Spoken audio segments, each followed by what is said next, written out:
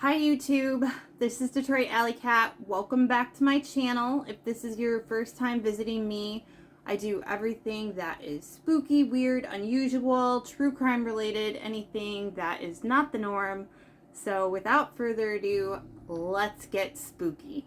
Today we're going to talk about the disappearance of Sofia McKenna and Spencer Mugford. They disappeared in May 27th, 2018 in New London, Connecticut.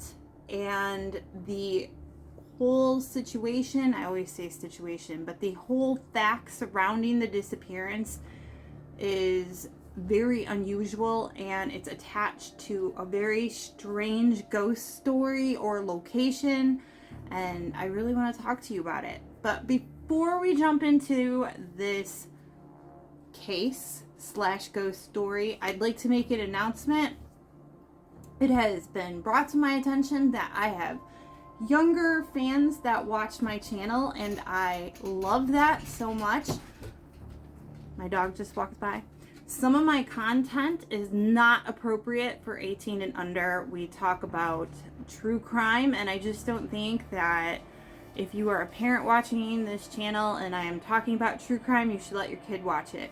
It's up to you what you want to do, but we do talk about things like family annihilators, cults and stuff, and I really don't hold back because I don't have to, and I just know that I would like it if you're a child, or if you are a child, you held on to your innocence as long as possible. Monsters are very much real, and I do talk about that, but some of the things that I talk about, I just don't feel right saying they're appropriate for kids. So I just wanted to throw that out there. Today's spooky day is obviously going to be okay for kids. It is a little scary talking about disappeared people or people who've gone missing, but it's important that we get the information out there just in case something comes up. We like to keep everyone remembering these people, and it's not often when I get to do a disappearance with a actual ghost story, and there is. So let's talk about this case. Like I said, Sofia McKenna and Spencer Mugford, they disappeared May 27th, 2018. They were from New London, Connecticut. There are a lot of things that I think are alleged in this, so I'm just going to say alleged. I'm going to give you like the whole facts and then tell you the parts that I don't know. Let's talk about where they were headed. It was like 12 o'clock or 1 o'clock in the morning, and they were headed to this lighthouse. Fun fact, I love lighthouses. They're so weird, and they're always haunted, and they always have the weirdest history, and this one does not disappoint. Let's tell you about the New London Ledge Light. Before I went to Connecticut last year, I wanted to see what was in the area, what scary type things were there, and one of the things that popped up was the New London Ledge Light. And let me tell you about the New London Ledge Light. It's this lighthouse that looks like a little house on a raft. It's crazy. I am going to put in the video that I shot while I was there so you can actually see it for yourself. We're going to put the video in right here. So here's the lighthouse in New London.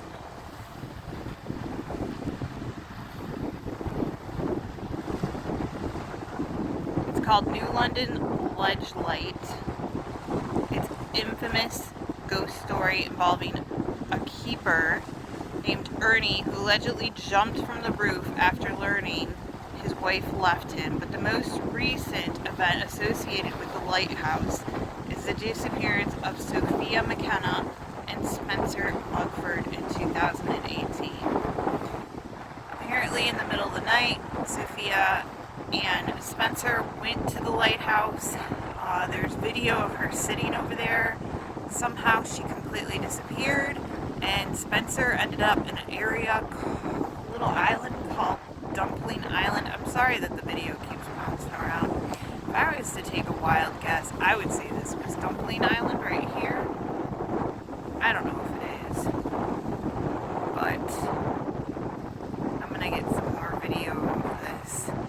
That lighthouse is crazy. I did some background information on it. I just want to say the first time that I actually had heard about the lighthouse, it gave me the creeps. I guess the ghost hunters have been out there. There's been like other paranormal investigators out there. It's just, it is a hot spot.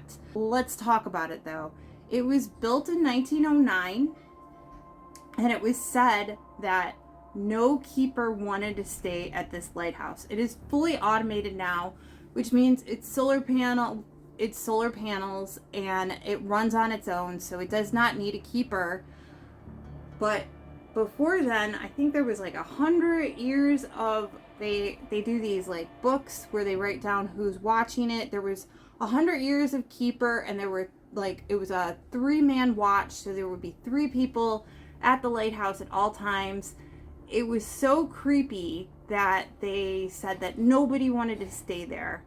Around 1920, the story goes that there was, I think it wasn't a keeper, but it was one of the men at watch. His name was Ernie, and he ended up jumping off of the lighthouse because his wife left him for a captain in the area.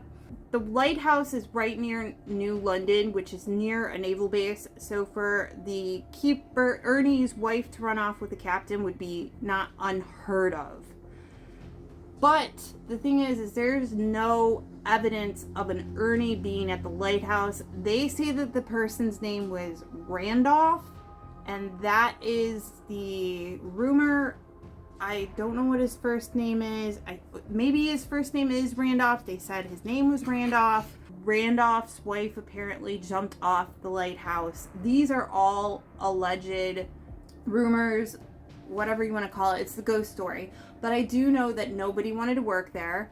One of the last entries from one of the keepers was basically about how I never want to be here again. I'm so glad I'm out of here. And beware to anyone that steps foot. Apparently also they have cold spots in the lighthouse, which is very cold on the coast where that lighthouse is. But the foghorn will come on for no reason. There will be, the light will not work. Lights go on and off. It's just such a creepy place. And the fact that there's been things that have happened at the lighthouse, just creepy. This is the coast it's in. I absolutely love Connecticut, and I love lighthouses. There's always so much like history with every lighthouse.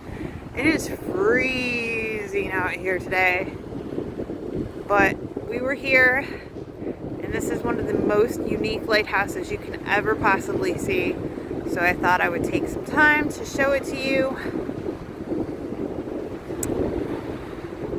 I can't wait to tell you all about it and have all the information.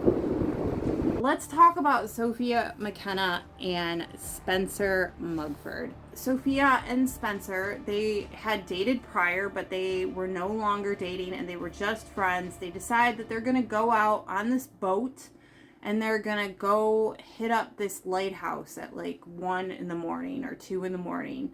It was May 27th, 2018. They actually did a Snapchat of this. I'll try to see if I can get it and put it in there, but it's on YouTube somewhere. There's also a picture of Sofia when they actually did get to the lighthouse, actually sitting against the wall. It says no trespassing. They got to the lighthouse. The lighthouse is about, it says it's like a mile, but it really looks like a half a mile away from the coast. It's not so far that you can't see it, and I know that my camera wouldn't have picked it up unless it was I just don't see my camera picking up something a mile away. They made it obviously to the lighthouse. They were sitting in the lighthouse. Now what happens after this lighthouse once they get there, we don't know. We have the Snapchat, it was posted, we see it. There are some things that we do know. The boat that they used to get to the lighthouse was gone. Spencer went missing and Sofia went missing as well. But around 2 o'clock in the morning, Sofia used Spencer's phone and called her mother 7 times. And I'm only saying that it was Sofia that used Spencer's phone because I don't know why Spencer would call Sofia's mother, but at least we're assuming. I think personally that Spencer put his phone over the ledge, and then there's a possibility that he fell off into the water. That is the ocean, and there is a very strong riptide. Here are some more facts. About 1 week later, they found Spencer's body, and it was found on an island called Dumpling Island. Dumpling Island is actually 4.5 miles away from the lighthouse, and that's where they found Spencer's body. So when I was out there, I found like this little tiny island, and I was like, that's probably Dumpling Island. That was not Dumpling Island. So they found Spencer's body at Dumpling Island, and that was 1 week after the disappearance had occurred. And here's something even crazier. Sofia's body was never found. She has not been found to this day. They did find Spencer's shirt that was tied up on the lighthouse. They think that Spencer used his shirt to tie the boat up to the lighthouse. Also, they did find Sofia's phone because she kept it in her car. They believe that both Spencer and Sofia were drinking and smoking pot, but again, this is allegedly because Sofia has never been found to this day, and that was kind of a strange situation because there had been a swimmer that had gone missing like 2 days after that, and they apparently ended up finding that person's body. So the fact that they could never find Sofia's body was a very strange mystery. Another thing that allegedly had been talked about was Sofia and her boyfriend had a really volatile relationship. Sofia was 21 years old. That's pretty common, and I don't want to make any conclusions because there is no evidence to back this up. But a rumor going around is that Sofia's boyfriend is the one responsible for both of them missing. He actually ended up getting charged or investigated, but then he was cleared a year later. Sofia's mother went out to the public and said, I do not believe this person is guilty, and I guess like the public had a lot of slack for her. I think that going and harassing someone's mother who's been missing is just not the right answer. That must be very hard, but Sofia McKenna is 21 years old. She is still missing to this day. I'll put a picture up here. It's a very strange incident, and the place is super creepy. I hope you have enjoyed my spooky Sunday. Hopefully I'll be able to get this up even if there is a storm coming. And yeah, that's it. So thank you so much for watching. Hope you enjoyed the footage. Remember, everyone, stay safe, stay spooky. And if you have time, leave a like, comment, and subscribe to my channel because, I don't know, I'm cool, I guess. Thanks. Bye.